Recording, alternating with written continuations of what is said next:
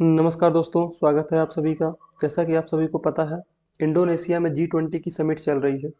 वहाँ पर हमारे देश के प्रधानमंत्री श्री नरेंद्र मोदी जी भी गए हुए हैं और वहाँ पे क्या कुछ हो रहा है उसके बारे में आज हम विस्तार से चर्चा करेंगे। तो चलिए शुरू करते हैं। सबसे पहले हम ये जान लेते हैं कि जो G20 की समिट है वो इस बार इंडोनेशिया में हो रही है। उसकी अध्यक्षता इंडोनेशिया कर रहा है। ये मीटिंग इंडोनेशिया के बाली में हो रही है। इंडोनेशिया के बाली में सबसे पहली चीज ये क्वेश्चन में पूछा जा सकता है कि 2022 में G20 की समिट कहाँ पे हुई थी। तो उसके लिए हमें याद रखना है कि बाली में, इंडोनेशिया के बाली में G20 की समिट इस बार हो रही है। इसका थीम क्या है? इसका थीम है रिकवर टुगेदर रिकवर स्ट्रॉन्गर। इस थीम का मतलब क्या है, क्यों है ये थीम, इसके बारे में भी हम आगे विस्तार से बात करने वाले हैं। तो चलिए सबसे पहले हम ये इस बात पे ध्यान देते हैं कि ये G20 की जो समिट इंडोनेशिया में इस बार हो रही है वो कौन सा एडिशन है इसका। तो हमें सबसे पहले ये जान लेना है कि G20 की समिट का ये 17th एडिशन है जो कि बाली में हो रहा है। 17th addition, 17th addition G20 की समिट का, जो कि G20 मीन्स G20 वो देश हैं जो वर्ल्ड की जीडीपी का 80% कंट्रीब्यूट करते हैं। 80% वर्ल्ड की जीडीपी का कंट्रीब्यूट करते हैं। मतलब जो भी दुनिया में चल रहा है उन सभी बड़े बड़े निर्णयों को लेना और बड़े बड़े जो भी आने वाले चैलेंजेस हैं उनके पर बात करना, ये G20 समिट में किया जाता है। तो ये धीरे धीरे धीरे धीरे G20 जो समिट है बहुत ही इंपॉर्टेंट समिट हो गया है। इसमें ग्लोबल इशू जो भी है तो होते हैं उन पे बात की जाती है। इस बार का थीम रखा गया है रिकवर टुगेदर रिकवर स्ट्रॉन्गर। यही थीम क्यों रखा गया है इसके बारे में भी हम बात करते हैं। Recover together recover stronger. Together मतलब साथ में मिल मिल के हमें रिकवर करना है, और स्ट्रॉन्गर मतलब कि हमें उस तरह से रिकवर करना है कि आने वाली कोई भी प्रॉब्लम हो उसको हम उसका मुकाबला कर सकें, अच्छे से स्ट्रांगली उसका मुकाबला कर सकें। किन चीज़ों से मुकाबला करने की बात हो रही है और किन चीज़ों से रिकवर होने की बात हो रही है उस पर भी हम बात करते हैं। सबसे पहली चीज़ जो हमें सबसे हाल ही में हमने चैलेंज को फेस किया है वो था हमारा पैंडेमिक, कोविड का पैंडेमिक। उस पैंडेमिक से अभी हमारे देश में हालात सुधर गए हैं, बहुत से कंट्रीज में हालात सुधर गए हैं, लेकिन जो गरीब देश हैं वहाँ अभी भी वैक्सीन अवेलेबल नहीं हो पाई है। अभी भी वहाँ पे वैक्सीन नहीं मिल पाई है। बहुत सी कंट्रीज अभी भी कोविड से लड़ रहे हैं, अभी भी वहाँ पे कोरोना का प्रकोप चालू है। तो हमें मिल करके तेजी से रिकवर करना है। जब पूरी दुनिया अगर रिकवर नहीं करेगी तो इसका मतलब ये है कि कभी भी कोविड लौट सकता है, क्योंकि कोविड स्प्रेड बहुत तेजी से होता है और म्यूटेशंस बहुत ज़्यादा होते हैं।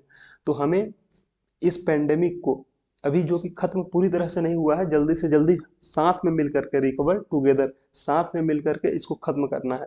और रिकवर स्ट्रॉन्गर का मतलब आने वाले जो चैलेंजेस होंगे उनको भी हमें फेस करने के लिए रेडी रहना होगा। तो हमें स्ट्रांगली रिकवर करना होगा ताकि आने वाला समय हमारे लिए बेहतर हो। और कौन कौन से चैलेंजेस हैं इस पर भी इस G20 समिट में बात होने वाली है।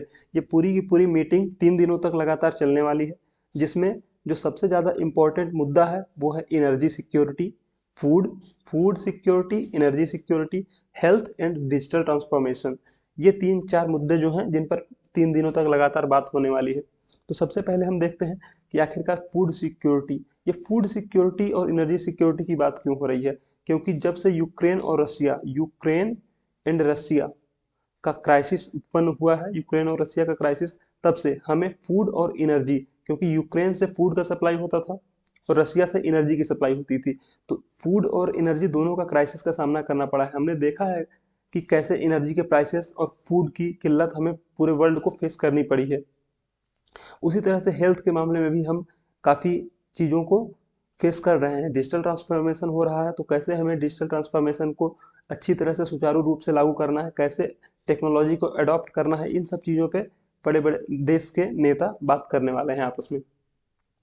जो सबसे अहम मुद्दा होने वाला है वो है फूड एंड एनर्जी सिक्योरिटी को लेकर के, जिस पर हमारे प्रधानमंत्री श्री नरेंद्र मोदी जी ने बात भी की है। आगे देखते हैं कि ये क्या कुछ हुआ। जो मीटिंग है, ये तस्वीर देखिए, ये मीटिंग के फर्स्ट डे की तस्वीर है जहाँ पे ये श्री नरेंद्र मोदी जी बैठे हुए हैं।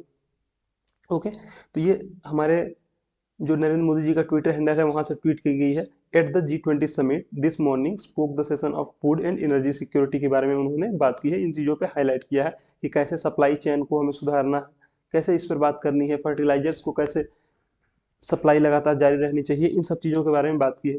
उससे पहले देख लेते हैं कि उन्होंने किससे किससे मुलाकात की, क्योंकि G20 समिट में 20 देशों के राजनेता, प्रधानमंत्री, राष्ट्रपति वहां पे उपस्थित हुए हैं, तो लगभग सभी से उन्होंने मुलाकात की। कुछ तस्वीरें बाहर निकल के आई हैं जिनसे हम देख सकते हैं कि इंडोनेशिया के राष्ट्रपति जी से वो मुलाकात कर रहे हैं।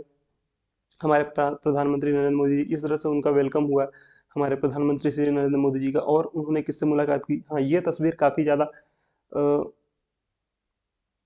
फेमस हो रही है, मतलब कि वायरल हो रही है, जो जिसमें वो जो बाइडन, अमेरिका के राष्ट्रपति जो बाइडन से कुछ कहते हैं और फिर वो मुस्कुरा देते हैं।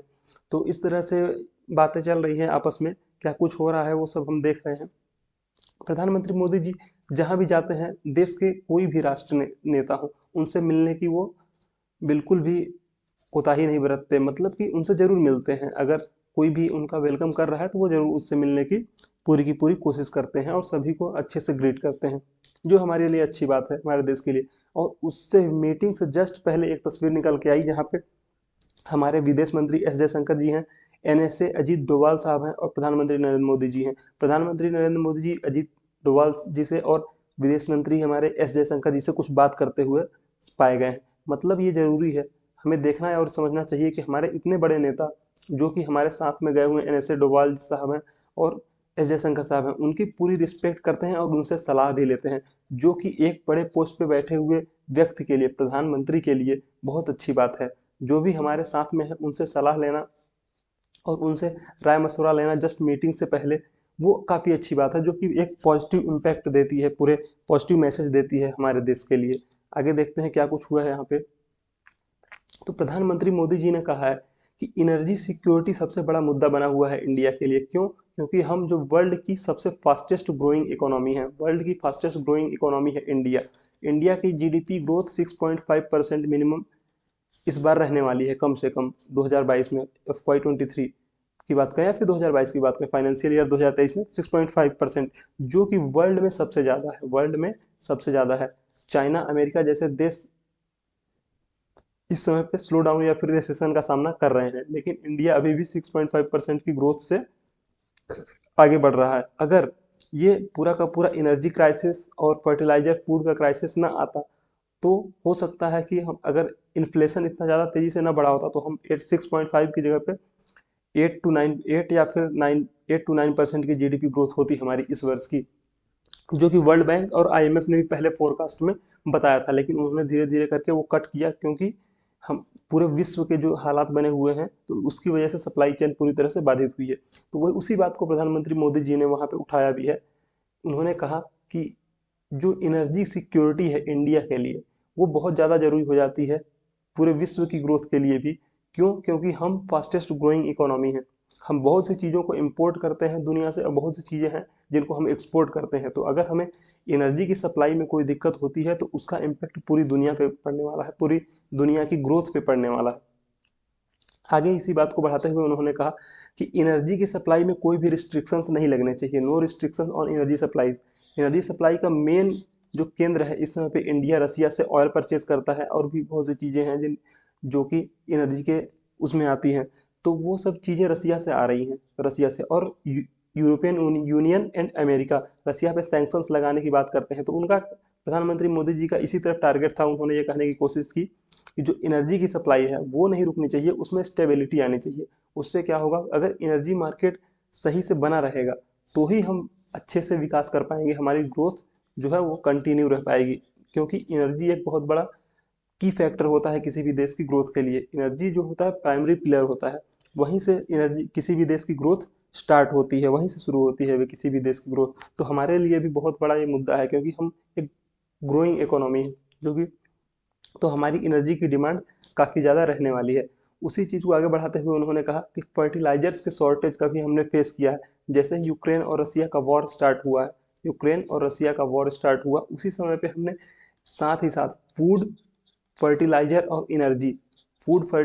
और एनर्जी तीनों चीज़ों का सामना एक साथ किया। तीनों चीज़ों के दाम एक साथ बढ़े, इन तीनों की चीज़ों की डिमांड ज़्यादा थी लेकिन सप्लाई कम थी।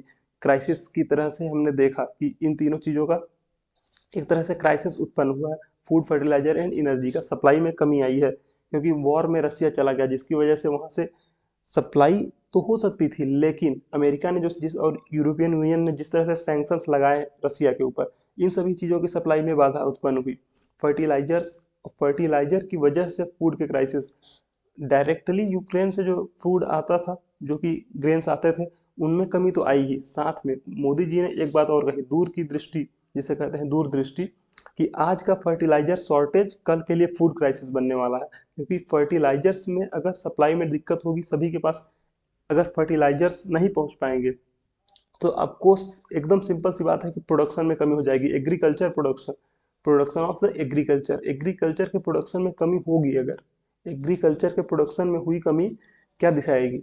फूड का क्राइसिस लाएगी, क्योंकि फूड क्राइसिस और फर्टिलाइजर्स दोनों एक दूसरे से कनेक्टेड हैं। अगर फर्टिलाइजर्स हमें सब टाइम पे नहीं मिल पाए, तो उससे फूड क्राइसिस उत्पन्न होना तय है, जिसको पूरी दुनिया को सामना करना पड़ेगा और उसका कोई सॉल्यूशन फिर नहीं होगा उस समय पे। इसलिए हमें इस बात को ध्यान देना है कि फर्टिलाइजर्स का शॉर्टेज न होने पाए। इसी बात को प्रधानमंत्री नरेंद्र मोदी जी ने कहा है कि फर्टिलाइजर का शॉर्टेज हमें नहीं होने देना है वर्ल्ड में। तो हमें इस तरह से कोशिश करनी है कि फर्टिलाइजर्स की उपलब्धता हर जगह पे हो। साथ ही साथ उन्होंने कहा कि म्यूचुअल एग्रीमेंट्स साइन करने होंगे हमें फर्टिलाइजर्स की और फूड ग्रेन्स की सप्लाई चेन को स्टेबल बनाए रखने के लिए। बात ही बातों में इस तरह से नहीं कि हाँ हमने कह दिया ठीक है हम कोई दिक्कत नहीं करेंगे और बाद में दिक्कत कर दे।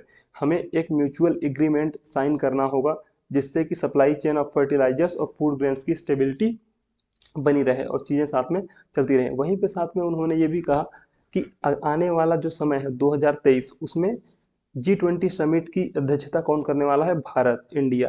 इंडिया G20 समिट की अध्यक्षता करने वाला है 2023 में, जिसकी 1 दिसंबर 2022 को ऑफिशियल क्या करेगा, G20 समिट की प्रेसिडेंसी इंडिया को सौंपी जाएगी 1 दिसंबर 2022 को। इस बार कहाँ पे हो रही है? इस बार हो रही है इंडोनेशिया के बाली में, जो कि 3 दिनों तक लगातार मीटिंग चलने वाली है। आज इसका पहला दिन था। साथ ही साथ उन्होंने क्या कहा कि मैं PM Modi will extend personal invitations to G20 members and other invitees at the G20 summit scheduled to be held in the India 2023। 2023 में जो इंडिया में समिट होने वाली है, उसके लिए वो पर्सनली सभी को इनवाइट भी करेंगे प्रधानमंत्री नरेंद्र मोदी जी। मीटिंग से समाप्त होने के बाद मोदी जी ने क्या किया, मीटिंग समाप्त होने के बाद उन्होंने उन लोगों से मुलाकात की जो हमारे देश के इंडोनेशिया में रहने वाले लोग हैं। हमारे देश के रहने वाले लोग जो कि इंडोनेशिया में रह रहे हैं, वो उनसे मुलाकात की मोदी जी ने, स्पीच हुई उनकी, उसमें क्या कुछ बातें हुई उनके बारे में भी हम बात करेंगे थोड़ा सा। इंडोनेशिया और भारत दोनों बहुत ही ज़्यादा 1000 सालों से एक दूसरे से कनेक्टेड हैं, इस तरह से उन्होंने बताया प्रधानमंत्री मोदी जी ने कि भारत और इंडोनेशिया का रिश्ता बहुत ही पुराना है, लगभग 1000 सालों पहले का ये पुराना रिश्ता है। हम काफ़ी अच्छे दोनों देश एक दूसरे को समझते हैं और दोनों ही देश एक दूसरे को ट्रेड में भी पार्टनर हैं। तो काफ़ी अच्छी चीज़ है, दोनों के बीच के संबंध काफ़ी अच्छे हैं। बाली जो कि 1500 किलोमीटर दूर है किससे? कटक से। और कटक में क्या है, उड़ीसा में जो हमारे देश का जो है उड़ीसा राज्य है कटक, वहीं पे कटक में क्या होती है, कटक में बाली यात्रा मनाई जाती है। एक फेस्टिवल होता है बाली यात्रा, जो कि ट्रेड रिलेशन को बताता है हमारे और इंडोनेशिया के बीच के। साथ ही साथ उन्होंने ये भी कहा कि जब 2018 में भूकंप आया था, कहाँ? इंडोनेशिया में, उस समय पे भारत ने समुद्र मैत्री के नाम से एक ऑपरेशन चलाया था और इंडोनेशिया की हेल्प की है।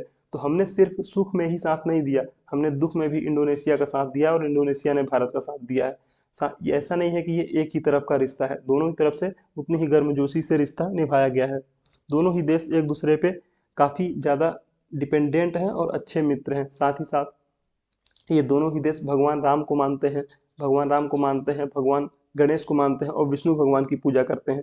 दोनों ही देश राम भगवान, गणेश भगवान और विष्णु भगवान की पूजा करते हैं। मूर्तियां एक दूसरे के यहाँ पे देखी जा सकती हैं, हर घर में श्री गणेश होता है, इंडोनेशिया में भी और भारत में भी। ये सब बातें प्रधानमंत्री मोदी जी ने वहाँ पे रह रहे जन समुदाय के साथ शेयर की। उन्होंने साथ में ये भी कहा कि कोरोना काल से पहले 5 लाख भारतीय बाली में विजिट करने के लिए आए थे, सिर्फ 1 साल में। 1 साल में, 1 ईयर में 5 लाख से ज़्यादा भारतीय बाली में विजिट करने के लिए आए हुए थे। तो इस तरह से हमारे रिश्ते काफ़ी ज़्यादा मजबूत हैं इंडोनेशिया के साथ में। इन्हीं सब विषयों पे बात हुई और कल का सेशन क्या रहने वाला है उसकी हर अपडेट मैं आपके लिए लेकर के आऊँगा। बहुत बहुत धन्यवाद।